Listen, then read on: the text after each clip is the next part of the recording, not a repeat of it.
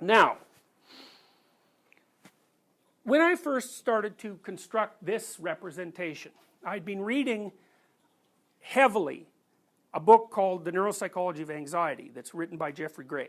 Jeffrey Gray was one of Hans Eysenk's students, and Eysenck was one of the founders of modern psychometric personality theory. For a long time he was the most cited psychologist in the world. And Jeffrey Gray, who died recently, he was a literate guy, man.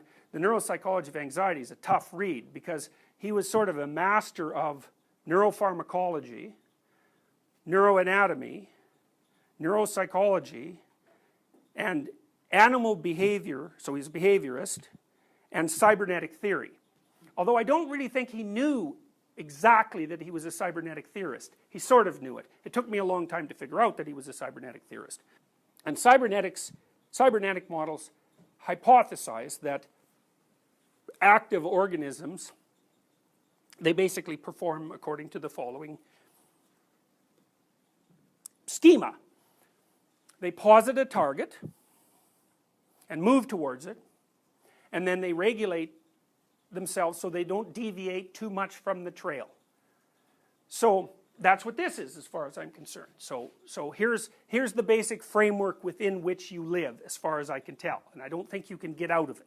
And you carry this frame with you all the time and you're looking at the world through it. And the framework has a couple of substructures, and one is you have some sense of where you are. And that's like a theory. It's a theory of who you are and where you are. It's a theory of the present. These are the present conditions. Now, you might think you observe the present around you, and those are factual observations, and so your conceptualization of the present isn't a theory, it's a fact, but don't be thinking that, you know. It's a theory. You might be wrong about the present. The person you're in love with might be having an affair, right? So there can be massive gaps in your assumptions about the present, you know.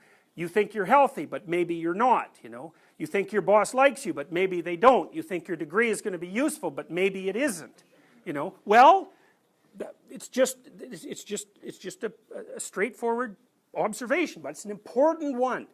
You could be wrong about now, okay? Because one of the things we're going to try to figure out is, where is it that you could be wrong? And what does it mean that you could be wrong all those places? And what should you do about the fact that you could be wrong all those places?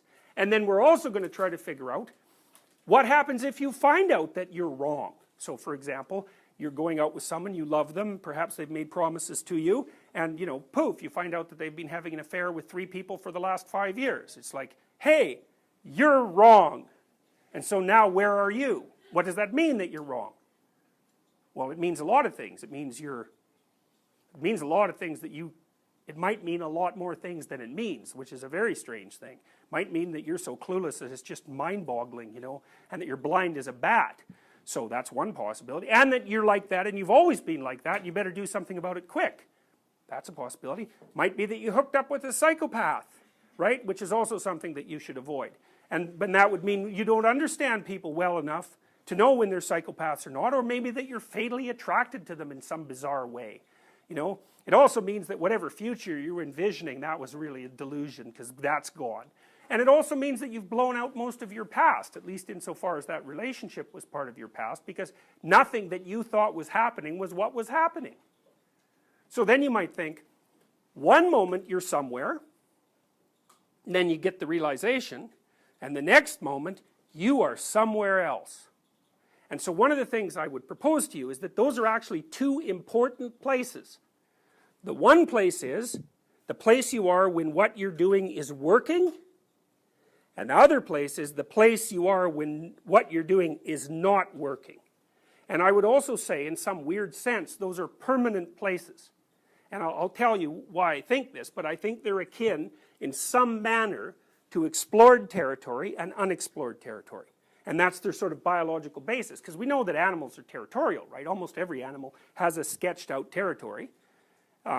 If social animals have to organize themselves within that territory with other creatures like them, so part of their territory is almost always a dominance hierarchy, but they have a territory, and they don't like going outside of it. So I can give you an example.